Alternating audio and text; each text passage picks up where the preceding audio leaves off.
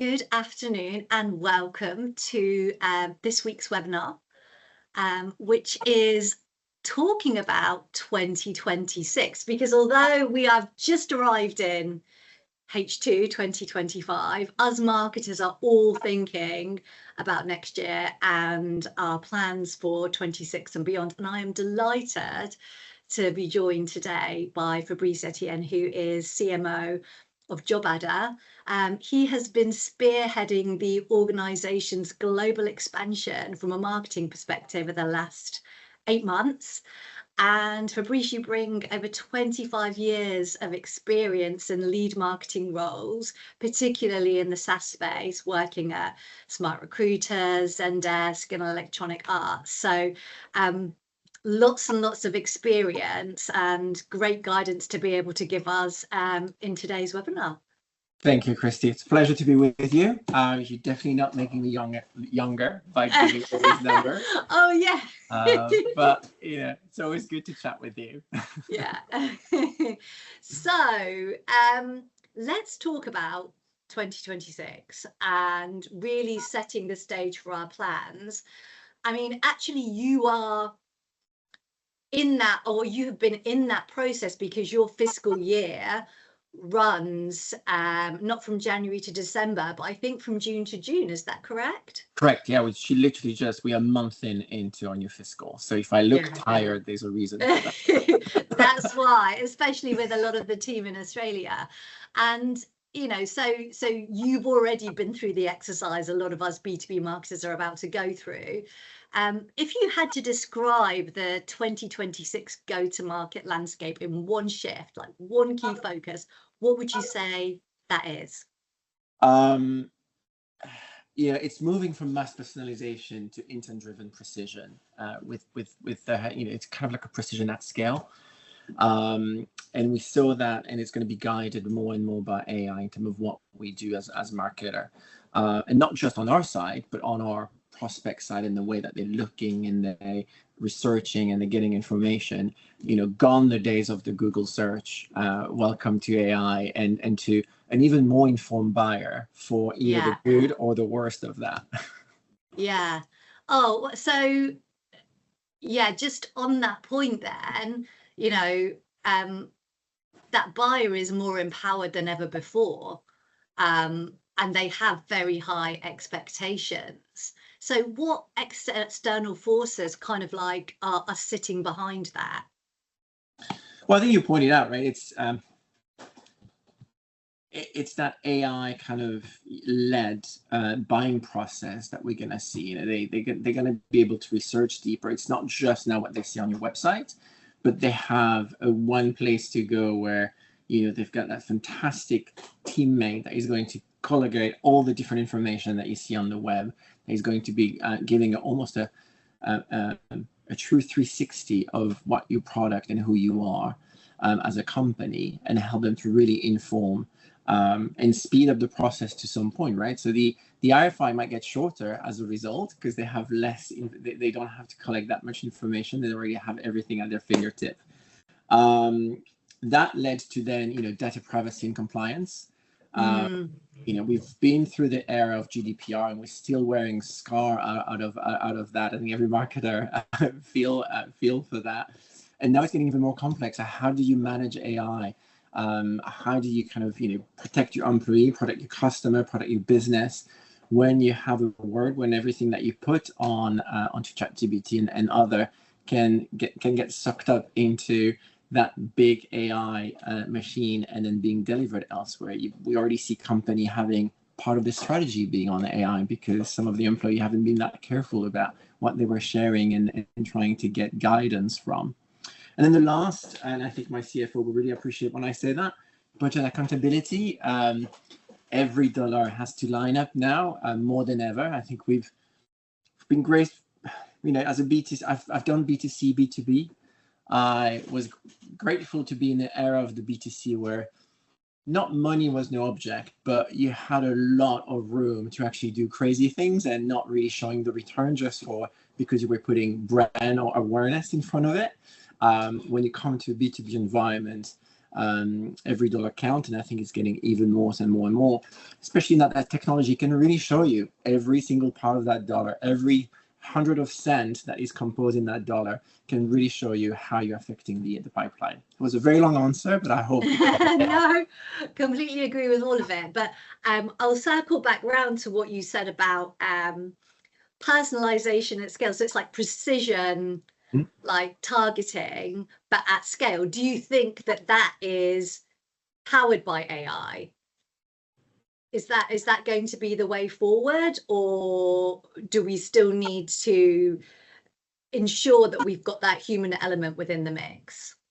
I don't think AI is yet going to replace us. And I think it's a balance to have in terms of what can we take for that AI that is going to kind of free up some of the time that we have in order to go deeper into things that human have the touch for the strategy thinking, spending time with our customer, getting to know our market, rather than doing the repetitive tasks that we can actually give to AI or have a help on AI. Yeah, so it's more like the AI, and I see it in our own org. The AI gets us to the data faster. It gets us the research. It gives us the insight so that we can then be more powerful in our outreach. But we're obviously making the decisions on how that happens. It helps us also to coordinate and get together quicker as an organization. We're not sitting in silo anymore. Yeah, that makes sense. And it's been nearly a year now that you've been at JobAdder. So started in November 24. Obviously a great opportunity. How have you worked to redesign the marketing org to be both really, really efficient, but buyer-centric as well? And you mentioned obviously your CFO very focused on every dollar being used as effectively as possible. So what kind of things have you put in place? So we've moved the SDR within the marketing organization, and that's that just been acted now. And then more importantly and holistically, sitting with the chief revenue officer who is managing sales and customer success. We've just run a workshop last week in London, and we've brought all the go-to-market team together. So we're not anymore a customer success team, a sales team, and a marketing team all making their separate plan. We're presenting a go-to-market plan, and we're going that even a step further. When we design the OKR of the company, we actually design an OKR for the go-to-market organization. So we have initiatives within these teams, but the big ticket up there is there as a go-to-market organization to really help us to get to that North Star and making sure that our team collaborate and they don't feel like in silo. It's especially relevant in today's business setup where my company is all remote. We try to get to the office whenever we can, but we don't really have that place where we rally, where we can discuss. You don't have that coffee machine that you can go talk about that project that you're working on and eardropping on something else. So it's really important to foster that team spirit. Yeah, and did you have an OKRs framework in place before you joined and you just made it the joint go-to-market approach, or was that part of establishing that joint go-to-market? It's part of establishing it. I mean, last year they had OKR for each of the function. And then this year we said, scrap this, we are a go-to-market organization. We have the same goal ultimately. My team comes a little bit earlier in the pipeline, sales team comes in the middle towards the end, and then customer success comes towards the end of that bow tie. But we're all responsible of that bow tie. That bow tie to hold an overall number that we have to achieve. So it makes sense that we come as a team, as one, rather than as three different organizations. So as a team, you're focused much more on the revenue rather than, right, Fabrice over here, you're going to deliver this many MQLs, SQLs, we're going to do our sales target, and then we're going to do retention. It's like, well, how can we bring in great organizations that we are going to retain, that we are going to convert? So and it almost doesn't matter where it comes from as long as you get to that revenue goal. Well, yeah, and it also holds you accountable to that revenue goal, because then otherwise you can use each of these singular metrics MQL, MQL to opportunity, opportunity conversion, and so on. They all become vanity metrics when you look at them singularly. And I can kind of hide behind, oh, I've delivered my MQL. I can just walk away from that meeting. I don't care. It's not my job. At the end of the day, it's still my job if we're not making that sales number and that revenue numbers. And so being part of that go-to-market function and owning that bow tie together help us support each other in every stage of that bow tie. Yeah. Do you think then that will lead to more like ongoing forecasting throughout the year then? Because obviously you'll get so many learnings and things will change. So you might go, right, well, we know we thought that this activity was going to work brilliantly for conversion and revenue, but actually this over here is much better, and we'll get to the sales number if we do some of that. So as a team, right, we're going to shift, we're going to do more of this. Is that going to be part of the ongoing approach? Yeah, totally. And I think it was part before in any other job that I've done, but I think technology is accelerating the way that we're getting the information back from doing, especially when digital was always a quick win, and exactly if a digital campaign is sticky or not, and you can change it quickly. It's get trickier when you have campaign with multi-touch points, physical touch in it, potentially a webinar or an in-person event or a conference. And then you have to wait to see these ones either happening, getting the result and so on. Where now with technology, once you have the data can be digested so much quicker that we can start surfacing which of these tactics are actually moving the needle and which one we're actually getting a quicker ROI on it. And then therefore killing the one that doesn't look that they're performing, and then redistributing the budget to the one that are really moving the needle for us. Yeah, that makes sense. And you mentioned, oh well, I'm gonna ask this question first because you mentioned it. I was like, you've brought the SDR function into marketing. So what was the strategy behind that? Because most often it sits within sales, right? It does, yeah. I've seen a few instances in my career where they were sitting with marketing, but most of the time it sit with sales. The SDR is your first buyer experience, right? Beside the advertisement and that marketing and that we do, they're the first touch that they have. And so they're so important for us to bring that into marketing to ensure that we've got the tightest message possible in terms of what they're saying on the phone, what they're trying to kind of get through email and so on, and what the prospect is going to see on all different channels that we're speaking. If you see a disconnect there, that's where you get lost. And bringing them into the fold of marketing, they sit tighter with us. We have quicker feedback loop on the messaging that we're putting out in the market, and we can change it more quicker.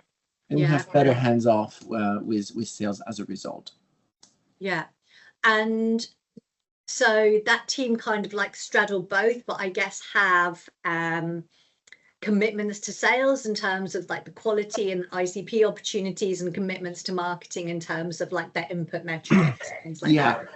So exactly, it's going back to being just one team. I didn't want to take the SDR and just say, right, they're mine, you're not talking to them anymore, right? So the strategy sit with me, but that daily relationship that they have with the AE, with the sales team, still exists. They still join the sales meeting every week. They're still part of that team because they have to sit closely with them. They are their working buddies.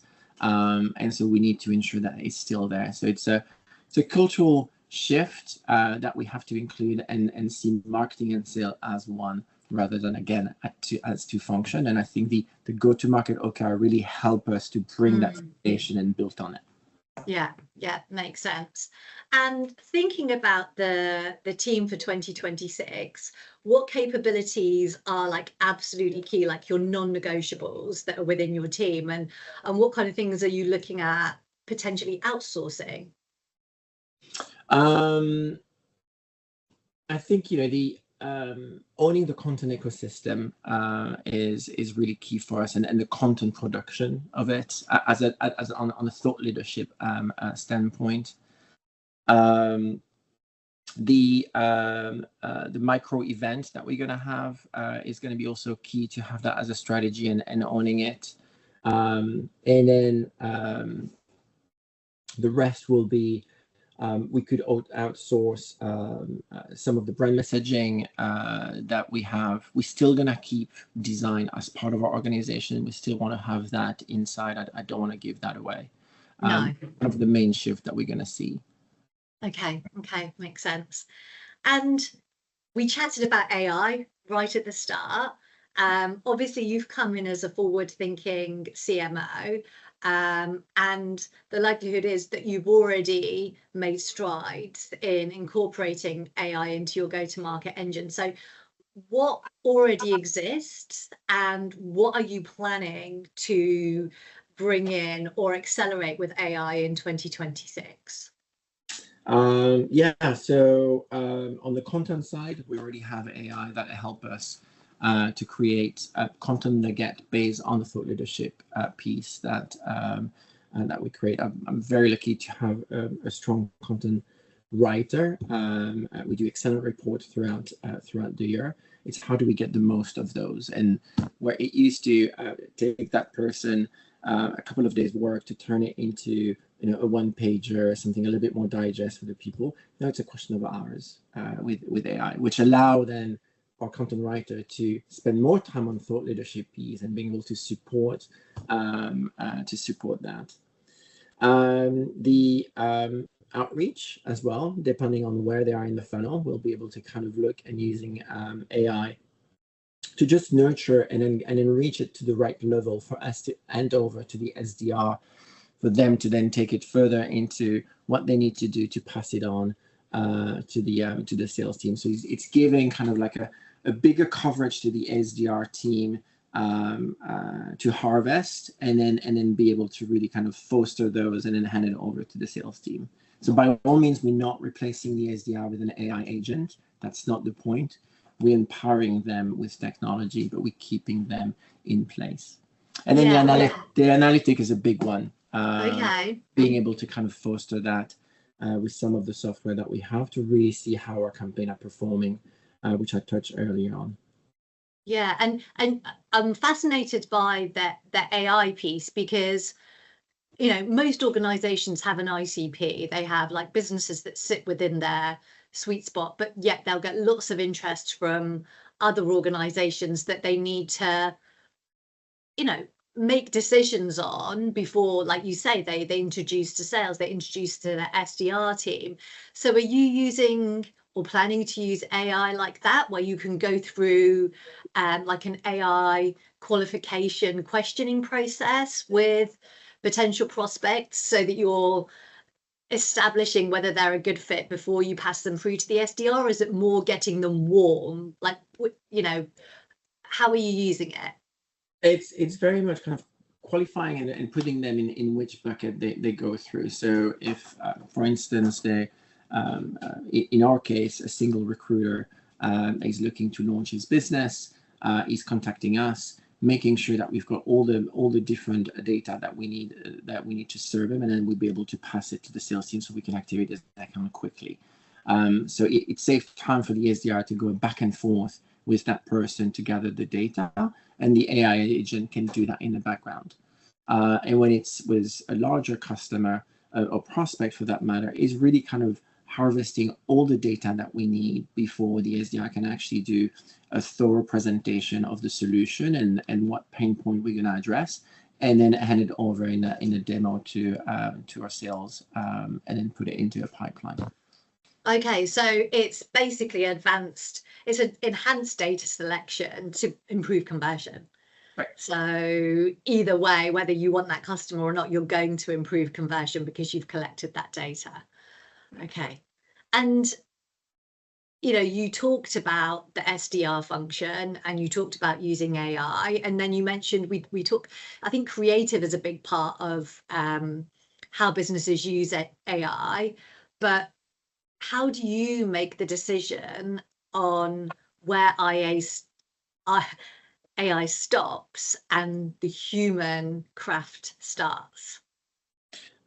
It's very much a decision of where the line is between something that is repeatable and something that is almost low skills, like low knowledge, where the machine and AI can really help us just to take care of it, versus something that need a strategic thinking, a customer-centric approach, something that a machine won't be able to kind of know yet, and that we have in-house, and leveraging that. I was, a couple of months ago, was a conference in London on AI around journalists, and a panel with BBC and other journalists, and they were talking about how AI is impacting them, and do we still need journalists in these days? And they were saying, well, we love AI because it free up so much time for us to do the research that we can actually concentrate on the investigation and go deeper in producing. It's exactly the same approach that we need to take AI into marketing. Yeah, freeing us up so we can do the more powerful stuff. And you may say your AI qualification process, but do you have an AI workflow that you're using right now that you would encourage any team to implement tomorrow to be more effective? Not yet. But actually, that's not true. We've just launched a pager internally to kind of push our content syndication to our employee. And part of their content creation, they do have a content creation tool and an AI tool that help you kind of spin content for a specific social media platform, depending on the audience and so on. That's super useful. We're investigating a few AI tools for the business in order to take them on board, but I haven't signed them on yet. Okay, so that's like an employee advocacy tool, but supporting like your individuals to share content more effectively, depending on the social channel. Yeah, the problem that you have when you create that content is, you either have a Slack channel or an email distribution list that goes like, oh, new LinkedIn post, and then everybody has to kind of go in, copy paste that, open their LinkedIn, put it in. It's really time consuming, and by all means, the sales don't have time to do these kind of things. They want something quick, something easy.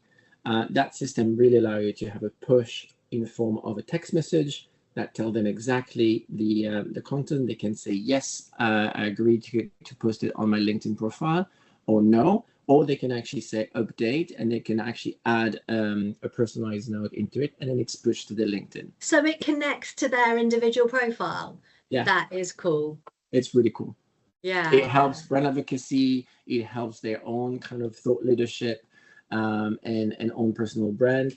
And it also helps the employer brand because you're also involving HR into it. That is infusing message about how great is it to work at JobAdder, and so on and so forth. So you have multiple information. Yeah, no, that it's the same for us. Like employee advocacy is a big deal, and you can say to everyone it's just 5 minutes, but for most people, their social presence is incredibly important, so they don't want to do it wrong. So they'll procrastinate rather than post something. Whereas if you give them something that's pre-prepared and informed, then all they have to do is say, like, it's like a tick box, isn't it? A or B, perfect. Well, right, am I going to copy and paste that in? Yeah, fantastic.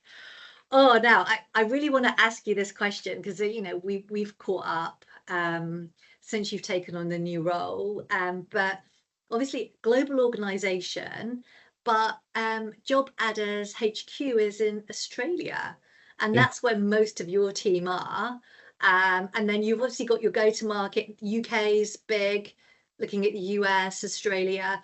How do you manage delivering a global strategy with that team in Australia, but making sure that you customize locally? Yeah, I think that's kind of go back to and not get so tired. Yeah. There's a lot of sports. There's early nights during the week. I come to an age where I have to have a certain number of hours of sleep. Gone the day where I can go to sleep at 2:00 and wake up at 6. It kind of goes back to why I choose marketing. And so I grew up in Switzerland. Switzerland is a country with 4 different languages, 4 different culture, and it fascinated me at an early age where I would see product like a car, a cereal, that would be advertised slightly differently depending on the language that the people were speaking, and which is fascinating, right? It's the same product overall. We're all eating the same bowl of cereals. We're all driving the same car, but yet because of how you grow up, your cultural background, and the environment that you've been brought in, you see things slightly different, and you value it slightly different. And that's what fascinates me in marketing. And that's what I wanted to be an international market. I'll be bored if I have to look at just at one country. Yeah. I need to have different country to kind of look at that. So to answer your question, I think, we've got an overall strategy, which is a global strategy that, that North Stars I was telling you about is where JobAdder wants to go, and which customer we're going to serve globally with a global ICP and so on. But then you do have to recognize that you do have local affinity and cultural that you want to embrace and bring to the market, so you feel closer to your buyer kind of relates to you, and so on. And so giving that flexibility to my field team on each of the side of the globe, so to speak, it's really important to be closer to your market. Otherwise, it just doesn't work, right? You just come up being an arrogant brand that doesn't really understand the market that you're entering or you're operating. Yeah. And so you mentioned field teams. So you have, like, in each of your key areas, like a team who are like almost like connecting marketing and sales by like hearing from the customers, understanding the messaging that resonates in key areas and what's working, what isn't. That feels quite unique to me. But you said you've pretty much worked internationally in all your roles, and you've experienced that in all your roles. Yeah, it's really important to have somebody in marketing that is close to the local sales team and be able to, again, be that partner on the ground, because otherwise it feels detached. The sales team are not going to be that involved into the campaign that you're bringing, and they're not going to be that engaged. And you really want to be able for them to embrace what we're bringing to the market. They have the flexibility to change some of the campaign that we do or create a campaign specifically for that market when it makes sense. And they are the expert, right? I don't know everything about every single country in the world, and I don't pretend to. That's why you've got local people that are helping you to bring that flavor and shine that that pride that is to have a local marketing team. Yeah, makes sense. And we're going to talk about, I wanted to, because you mentioned it earlier, you mentioned these micro events that you do. So events are, we all talk about, like, events were big, and then we had COVID and we tried to do virtual events, and were they successful? We're all not so sure. But now we're embracing events, and you've talked about the different types of events that you run at JobAdder, the larger scale events right through to your micro events. How do you map those out? Like, where do you choose to spend your budget in terms of like effectiveness? Like, what types of prospects do you invite to your larger events versus like those really smaller one-on-one events? Yeah, I think you have to be really clear, and you're right. Like, since COVID happened, we had a major shift in the way that event were regarded in the business. It used to be like a must-have at event in the strategy, and no one were really questioning why we had to go to that big conference where you had 3,000 attendees.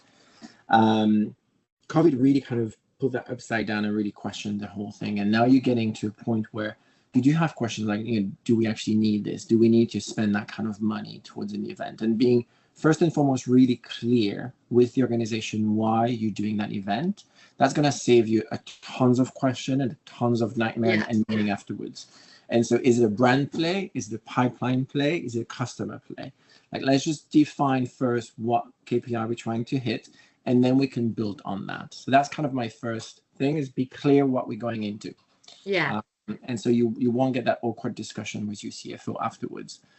The second one is really kind of choosing, where is within your pipeline, if you're looking at top of the funnel, middle of the funnel, and bottom of the funnel, where do you need your most action, and where are you lacking in terms of pipeline? And depending on that, you're going to choose the type of event that kind of fill that.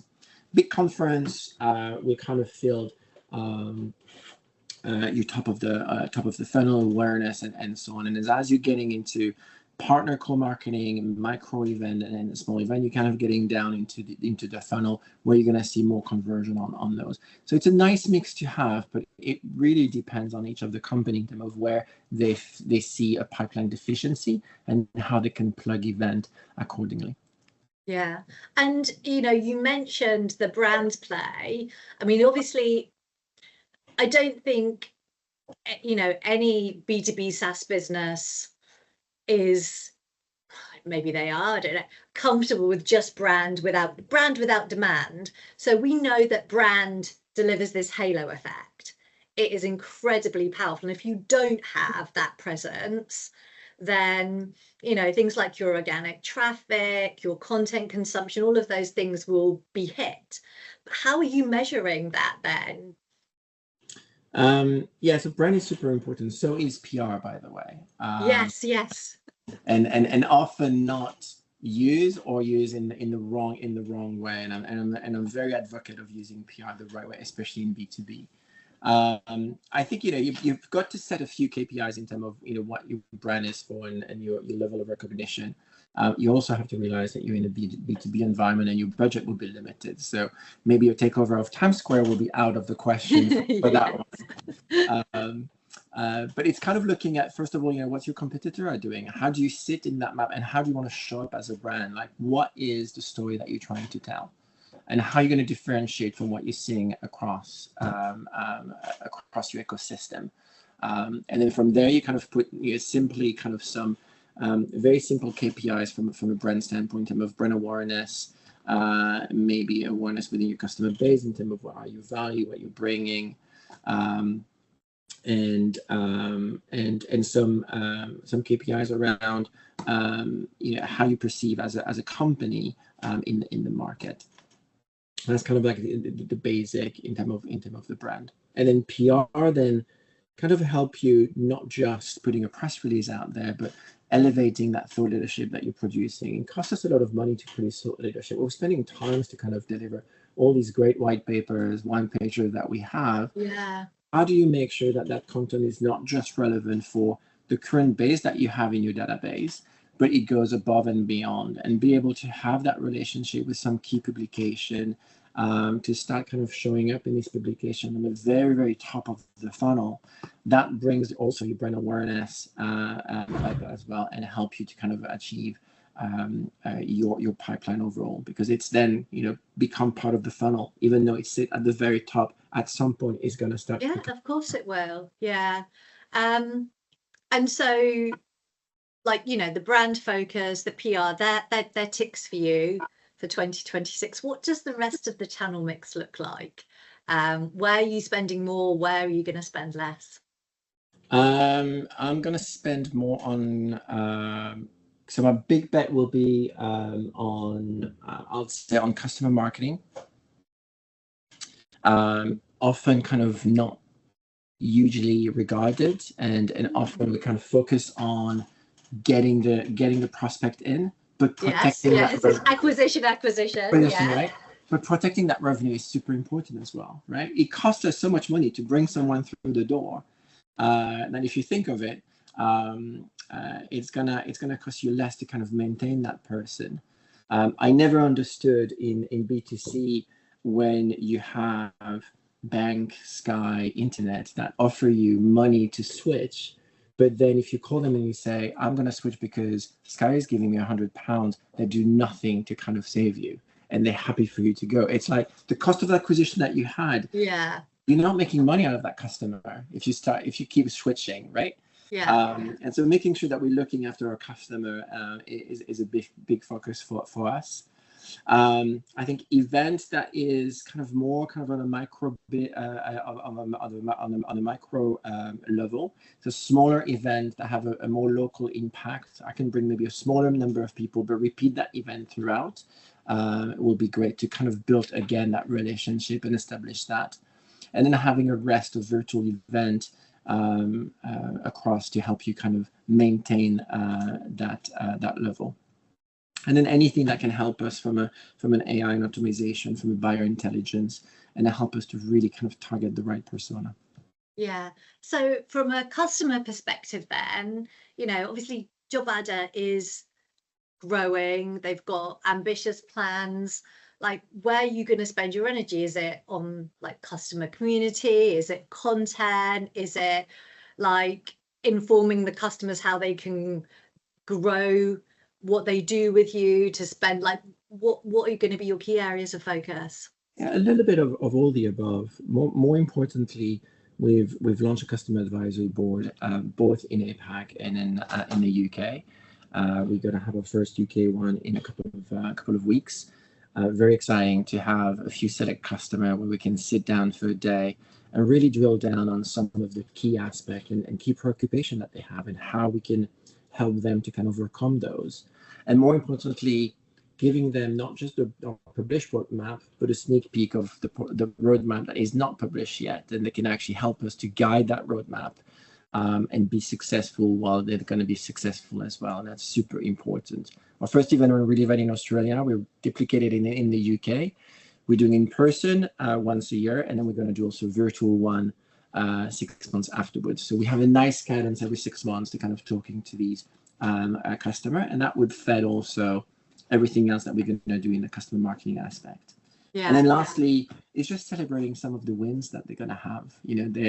When they sign with us, when they're getting their 1,000 placement with us, where they're having 1 year, this little kind of delight moment that is completely out of the day-to-day business, do such a big things for the relationship and the fact that we're standing apart. The luxury business and hospitality have nailed that to the point, right?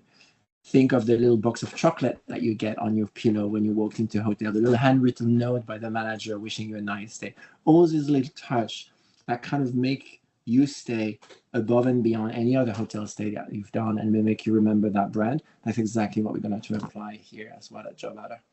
Yeah, and I suppose potentially, once you get the learnings of what works, and like you say, when they place their 1,000 placement, or however they've generated success from the tool using AI to basically go to trigger the personalized connection with them, or to inform the customer success manager, right, reach out with this, we're going to send them this, you can follow up, what message do you want to put in there, a bit like your social advocacy, but yep, prompting your customer success team to do the same. That's a great idea.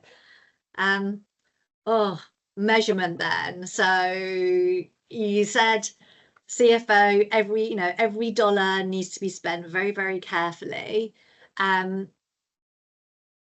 What does your 2026 marketing performance dashboard look like, especially because you are doing, I suppose, a joint go-to-market strategy with sales and customer success? Like, what are the key KPIs you're measuring, and what are the numbers that you're really defending in the boardroom? There's quite a few, but if I give you the top four, kind of the pipeline source by segment and by region, that's kind of the basic run, right? No surprise there. Or customer acquisition cost by channel, and that really kind of help us to have that discussion with our CFO, like, why am I investing that kind of money in that channel, for instance. I think the sales velocity is a great one in terms of how fast we're actually moving into the pipeline, and do we see a bottleneck somewhere? Is there somewhere that is something that we can do to kind of help wherever that bottleneck is to kind of unlock it, and what kind of support that team needs from a marketing standpoint in terms of assets, campaign, and so on. And then our churn rate, obviously, like, looking at how much of our customer are unfortunately leaving us. It's part of every business. Obviously, we like when it's low, and it is low at the moment, but it's a figure that we're looking at and making sure that we're doing everything we can to reduce it. Yeah, I think I had a bit of a light bulb there when you said about like almost like pipeline bottlenecks. It is quite rare that marketing work closely with sales at that point. It's usually, right, we've generated, the MQL that's become the SQL, now it's over to you. But what you're saying is, well, we need to sit with sales and go, and it could be by channel, it could be by area, it could be, but we've got bottlenecks here. What do we need to do differently? And then marketing supporting. I think that's like fantastic, and I suppose that's what your joint go-to-market strategy has created.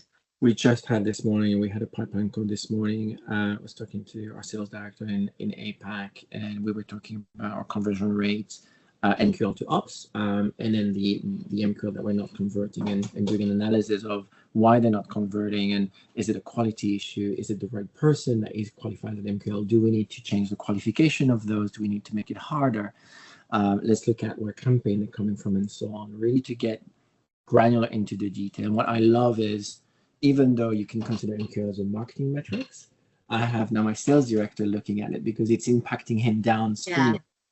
And so that's where I'm very proud of it, because that's where I feel like the go-to-market strategy that we have as one team is really working, when I've got sales starting to question also my metrics, and I'm questioning their metrics when they're looking at their close win rate and so on. So, Yeah.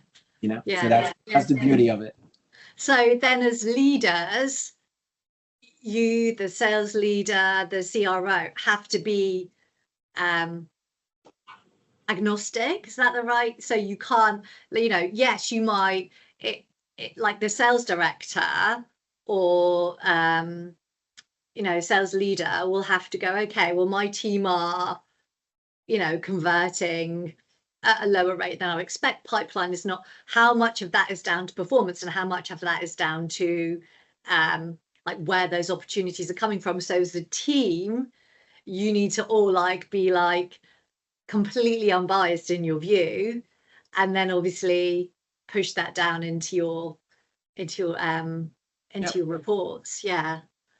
So it can, yeah, I mean, I think that's great, because I can think of so many conversations where it could go, the leads are rubbish. Well, yeah, but so's your conversion performance is rubbish. It's not the leads. They're all like, and it's just, but then if you're just getting in a room and talking honestly about, look, we just need to drive more revenue because that's our shared goal, then it doesn't matter. Exactly. So, yeah. Oh, right. I am going to ask my final quick fire questions, because I've used a lot of your time today, but really appreciate that. So, buzzword that you would ban from marketing decks for next year. What would you like cross right through if you saw any of your team putting it in? There's one that have lived too many years, and I came across when I started it in a retail B2B company, which is omnichannel, and it's the most generic word ever that we use, and it just doesn't mean it. It's like a, you know, kind of like a bucket that where you put everything in. It's a buyer-driven experience. That's what it is. It's being where the driver, where the buyer wants to be, and how he wants to engage with you. That makes more sense than just call it an omnichannel, which feel like you're hiding behind a clever word, but you either don't know what's that buying experience or that buying journey is, or you're just too lazy. Yeah, too lazy to work it out. And you know, you've got a lot of experience. You know, I said that at the beginning. I don't think you were too happy with that, me mentioning how many years. But if a first-time CMO came to you and said, I need a one-step plan for 2026, like what's my key focus, what would you tell them?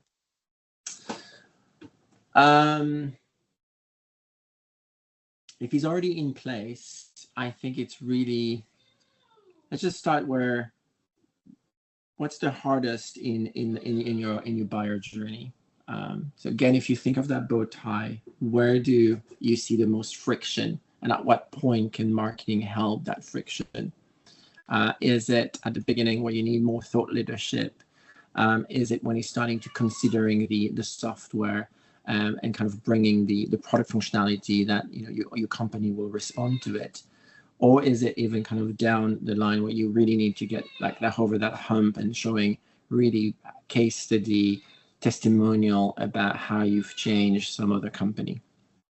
Yeah, so what you're saying is, you know, there will be points where if you fix them, that could open up the floodgates to conversion, like, but and it would be better for you to focus your energies there than try and fill the top of the funnel where you've got lots of breakage or a leaky bucket, as an example. Yeah. Well, we all have, throughout our messaging journey, we're all going to have a weaker point where we need to work on. And it's knowing that weaker point and knowing it that will just help you to kind of have the pipeline and the number flow.